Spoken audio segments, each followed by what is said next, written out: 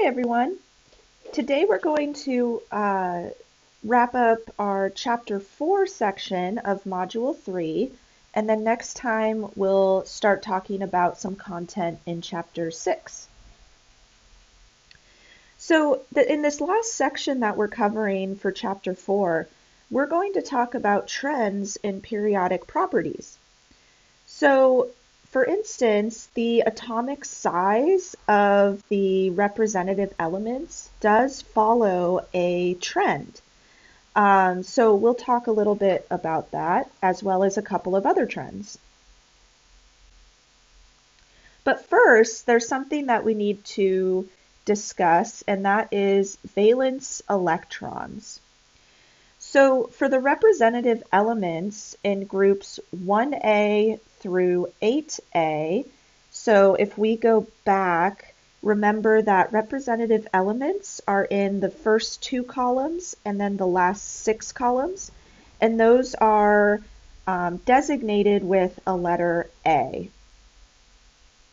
So if we're just considering those elements, their chemical properties are mostly due to their valence electrons, and valence electrons are the electrons in the outermost energy level. So, for example, let's consider fluorine.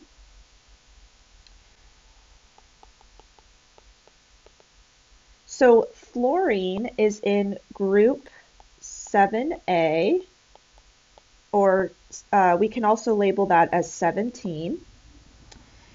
And if we draw the Bohr model of fluorine, we've got 2 energy levels there for the electrons.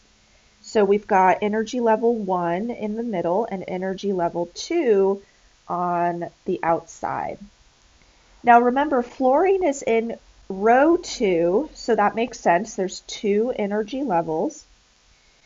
And remember, in energy level 1, we can only have 2 electrons. So if we draw our orbital diagram, we have the 1s orbital in energy level 1, and then we have the 2s and 2p sublevels in energy level 2. So if we start drawing in electrons for fluorine, fluorine has 9 electrons. So we can put 2 in the 1s orbital, 2 in the 2s orbital, so that's 4, and then we'll put the remaining 5 in the 2p orbitals. Okay, so what that would look like on our Bohr model, we would have 2 electrons in that first energy level, and then we have, let's count this amount, we have 2, 4, 6, 7 electrons in energy level 2.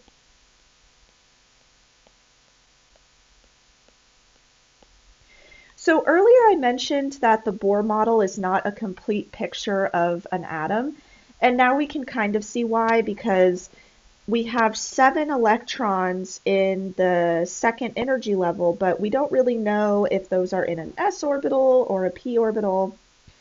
However, the Bohr model is useful when we're talking about valence electrons, because all of the electrons that are in this outer energy level, those are all valence electrons.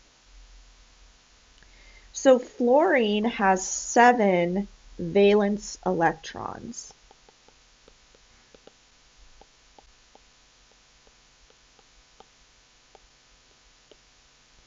And what's handy is fluorine is in group 7A, and it has 7 valence electrons. And we'll notice in a couple of slides here that that pattern continues for the other elements. So the group number gives the number of valence electrons for the representative elements. So that's super handy. All right, so in your textbook, there's a table 4.10, and this shows the valence electron configuration for representative elements in the first 4 rows of the periodic table. Okay, so you'll notice that we're only talking about representative elements, so the first 2 columns and the last 6 columns of the periodic table. Now we can also look at the electron configurations for each of these elements. So those are shown below the element symbol. And notice that we haven't included the inner electrons. So when we get to row 2, for instance, we're leaving out the 1s2 part, and we're just showing the electrons that are in the highest energy level.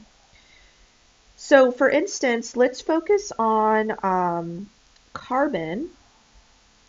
So carbon, we said in a previous lecture, has the electron configuration 1s2, 2s2, 2p2. Now remember, we can also substitute in a noble gas. So we could write this as helium in brackets, because that's the noble gas that comes before carbon, and then follow that with 2s2, 2p2. So the electrons that are in the highest energy level, those are the valence electrons. And if we add up the superscripts, we get a total of 4 valence electrons.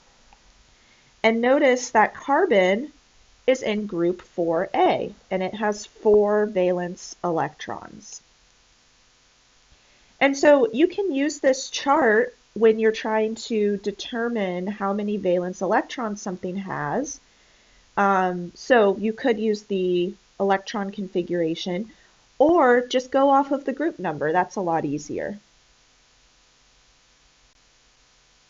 Okay, so using the periodic table, so you might want to pull that up on your device, or if you printed out the periodic table, you can pull that out.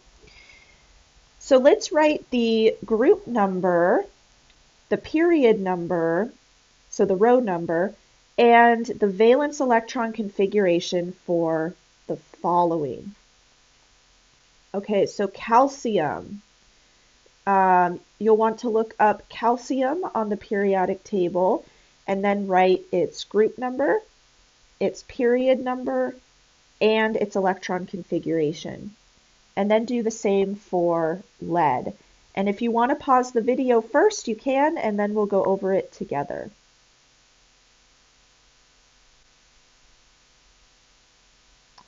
Okay, let's start with calcium. Okay, so you should have found that calcium is in group 2A, and it's in period 4. Okay, so now let's write calcium's electron configuration. But we're only writing its valence electron configuration. All right, so calcium has 20 electrons, but again, we're only interested in those valence electrons. And remember, the group number tells us how many valence electrons calcium has. It has 2. Okay, now we also know that calcium is in row 4, and that's going to tell us the energy level of those valence electrons. Okay, so the group number tells us the number of valence electrons. So for calcium, that's 2. And then the period number tells us the, wrote the wrong thing there. So that tells us the energy level of the valence electrons. Now, if you also look on the periodic table, calcium is in the S block. So it's in those first two columns of the periodic table. So putting all of this together, calcium's valence electron configuration is 4s2. All right, so again, the group number tells us the number of valence electrons. And then the period number tells us the energy level for the valence electrons. Okay, so let's do the same thing for lead. All right, so I'm just going to erase this information here, but of course you can always rewind the video if you need to. All right, so lead is number 82 on the periodic table. So it is in group 4A, and it's kind of towards the bottom of the periodic table. So it's in period 6. Okay. Now, another thing to note is that lead is in the P block of the periodic table. Okay. So again, remember that the group number tells us the number of valence electrons. The period number tells us the energy level of those valence electrons.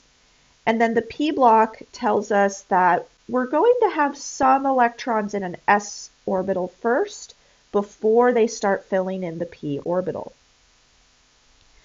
Okay, so if we put all of that together, the valence electron configuration for lead is 6s2, 6p2. Okay.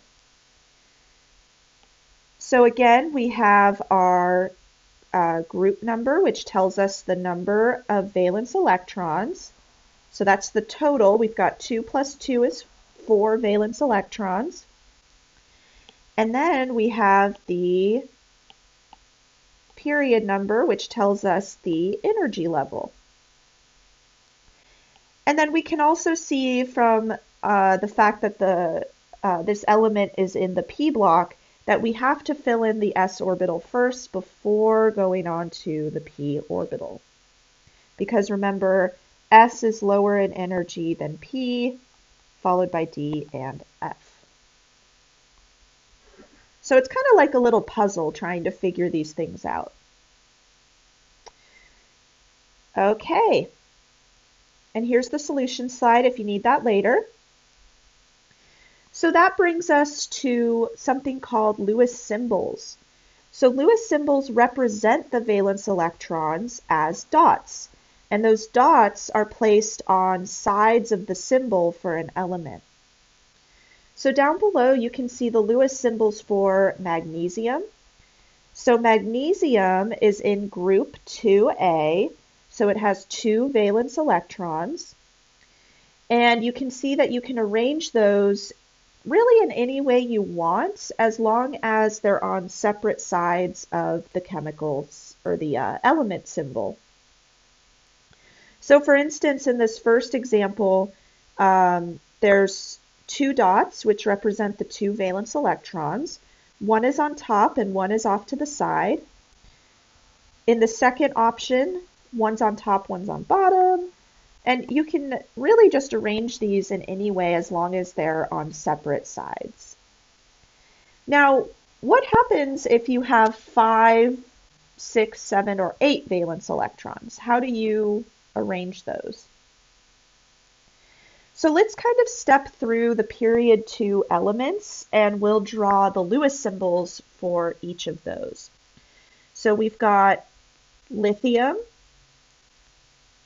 beryllium, boron, carbon, nitrogen, oxygen, fluorine, and neon. I probably should have spaced these out better.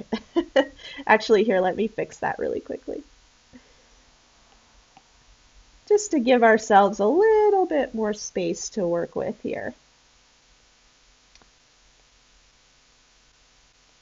There we go, that's better. Okay, so if we write the group numbers up above, we have 1A, 2A, 3A, etc. So this is going to tell us how many valence electrons everything has. So I'm going to use a different color here for the electrons, just so we can keep track. All right, so lithium is in group 1A, so it has one valence electron.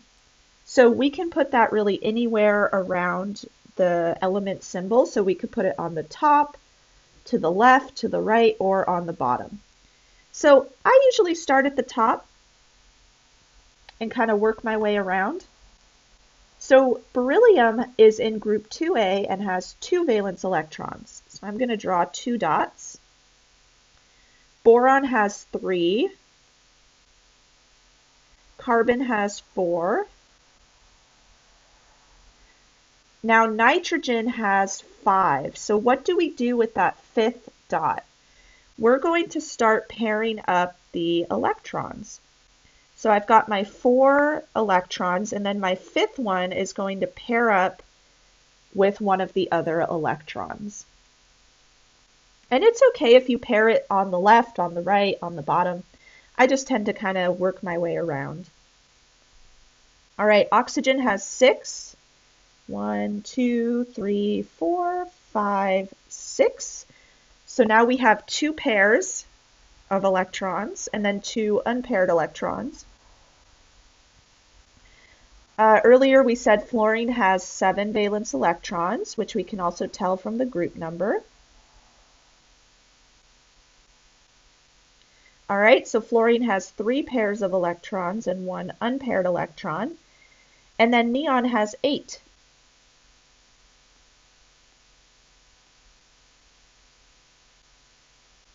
All right, so neon has 4 pairs of electrons.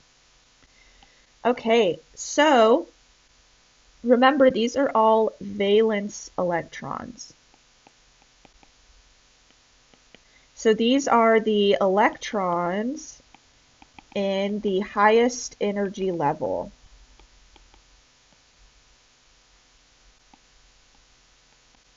For the element. Okay, now if you do have a pair of electrons, we call that a lone pair. So, for instance, this pair here, that's referred to as a lone pair of electrons. So you might hear me refer to pairs as lone pairs.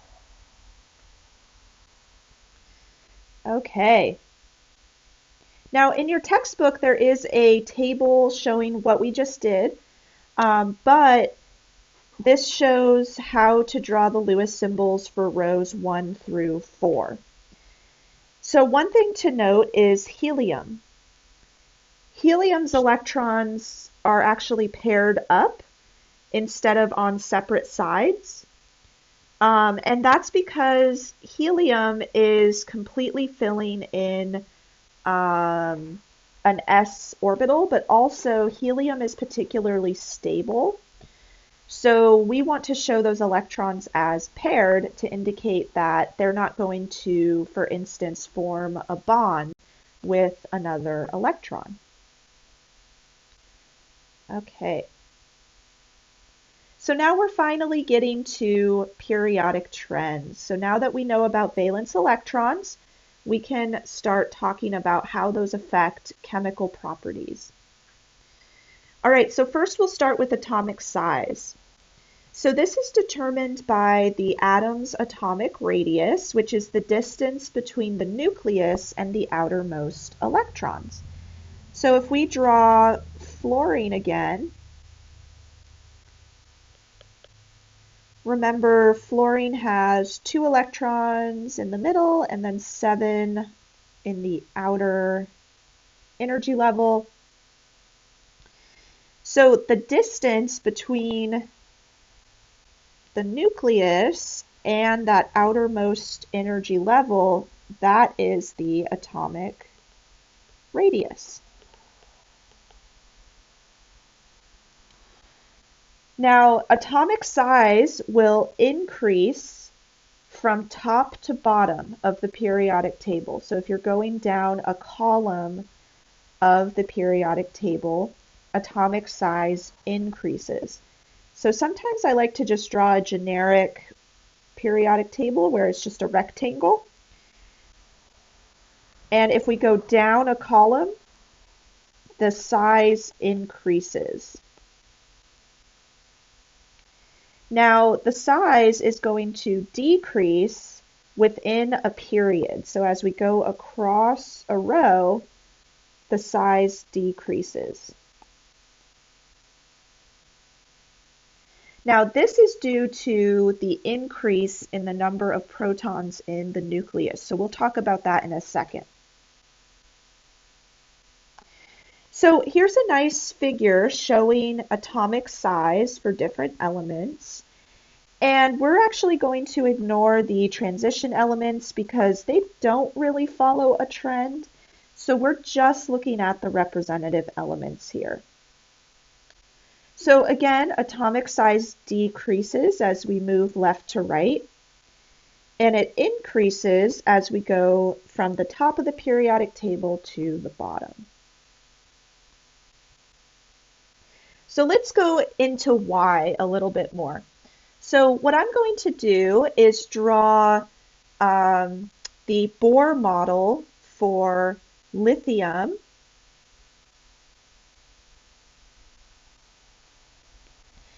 And then we're going to compare that to potassium, which is a couple of rows down the periodic table.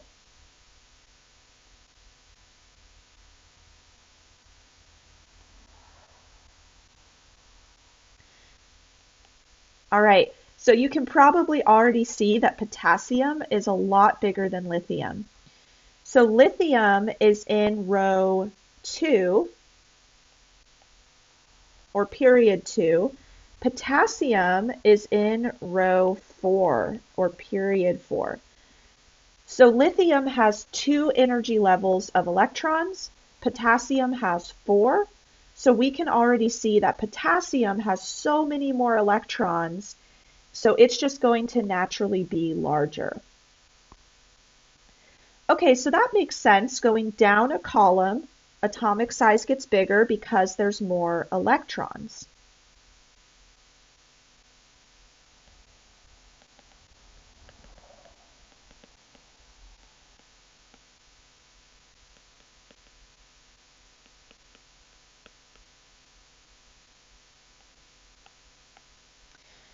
Now, what about if we go left to right on the periodic table? So let's compare lithium to fluorine.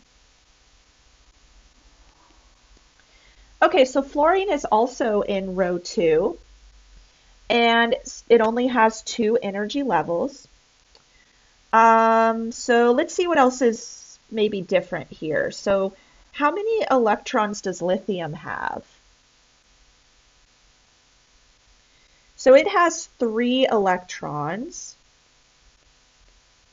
How many does fluorine have? Okay, fluorine has 9 electrons.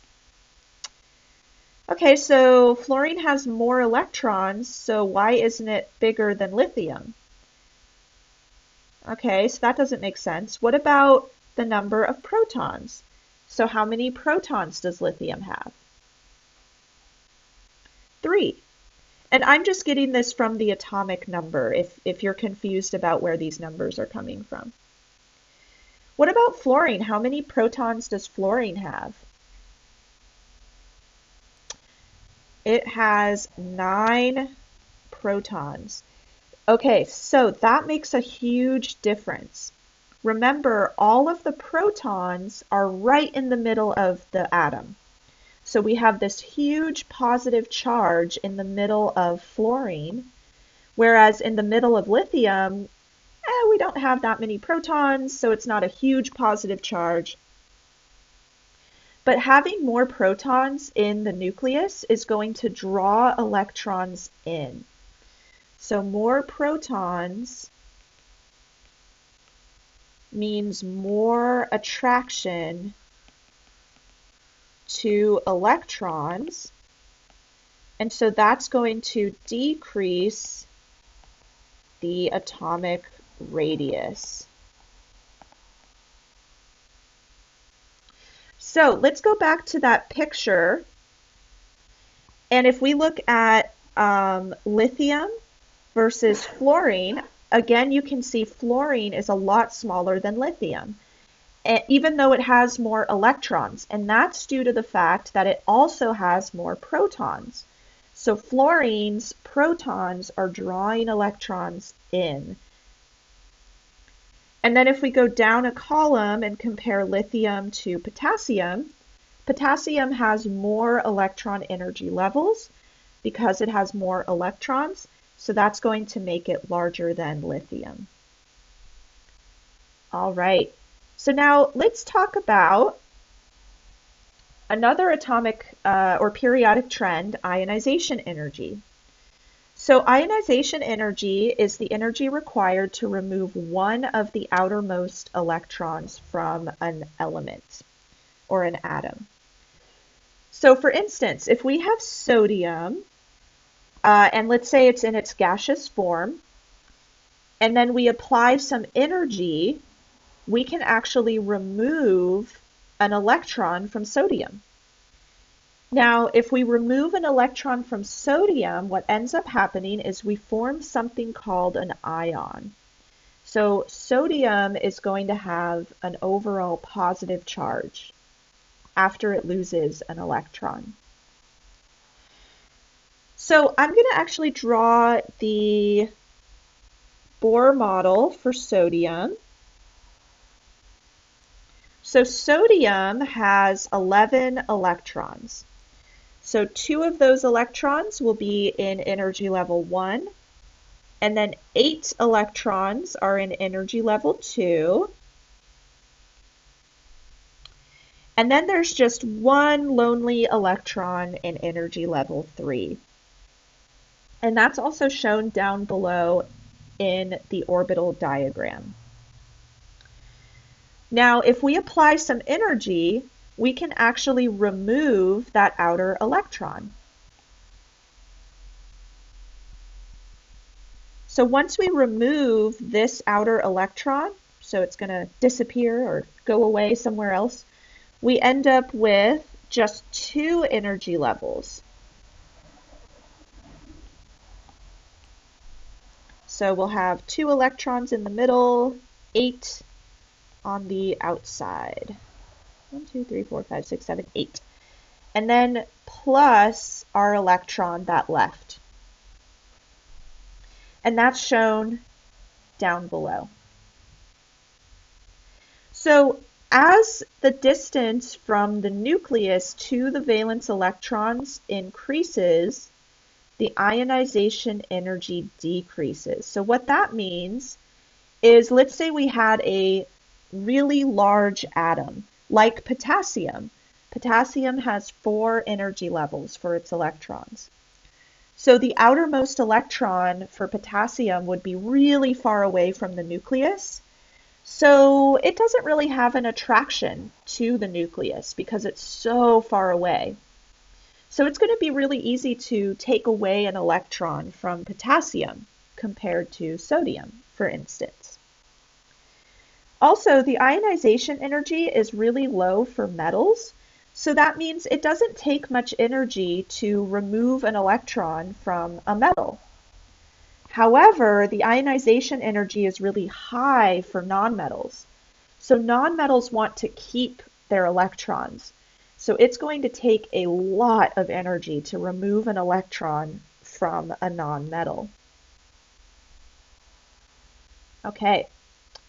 So again, if we're looking at our periodic table, this upper right-hand corner, those are the nonmetals, and it's really hard to take away electrons from nonmetals. So the ionization energy increases as we go from left to right.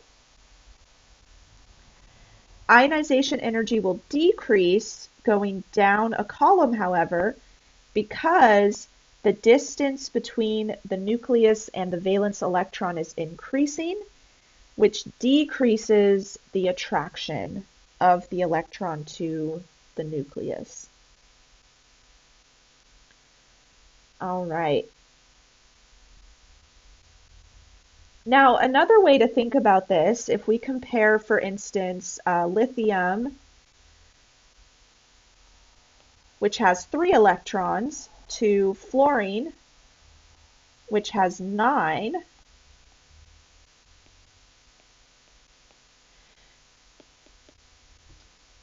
it's going to be pretty difficult, again, to remove an electron from fluorine because, remember, it has 9 protons versus lithium, which only has 3.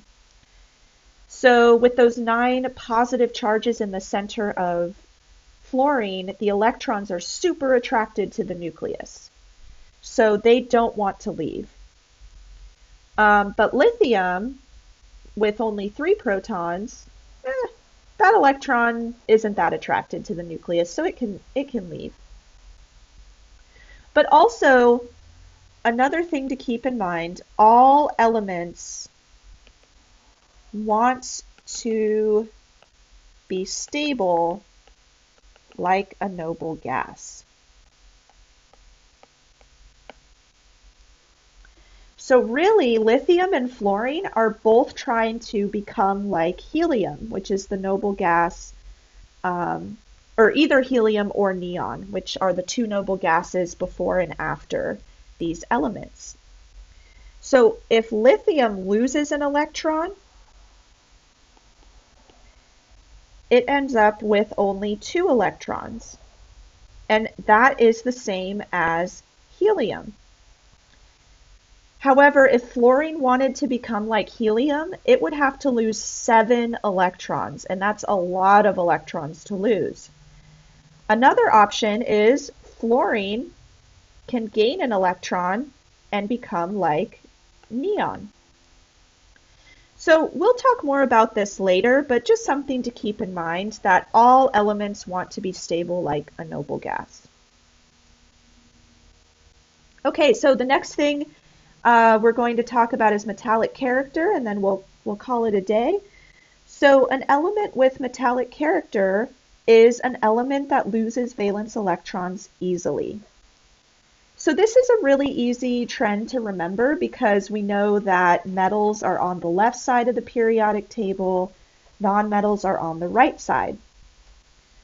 So metallic character is more prevalent in metals on the left side. And remember, we just said metals can lose valence electrons really easily. So that makes sense. And of course, nonmetals don't have metallic character, so again, they don't lose electrons easily. So overall, metallic character increases going down a group as electrons are farther away from the nucleus, so they're easier to lose. And metallic character decreases going across a period. So looking at our periodic table again, remember the upper right-hand corner, that's our non-metal group. So metallic character decreases going to the right. And then if we're going down a column, remember our atoms are getting bigger and bigger and bigger going down a column. And that's because electrons are getting further and further away from the nucleus because we have more electrons in higher energy levels. So it's going to be much easier for this element to lose electrons versus this element. So metallic character will increase going down. Okay, so let's do a quick learning check. So we're going to compare carbon, nitrogen, and fluorine. So that's the same order that they're in on the periodic table, going left to right. So looking at those 3 elements, which one is the largest atom?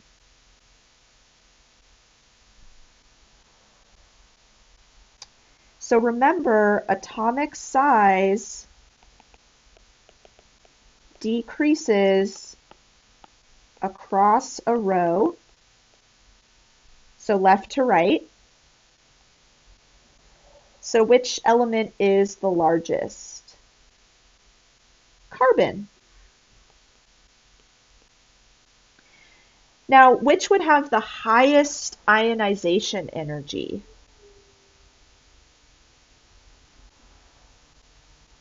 So remember, ionization energy increases across a row.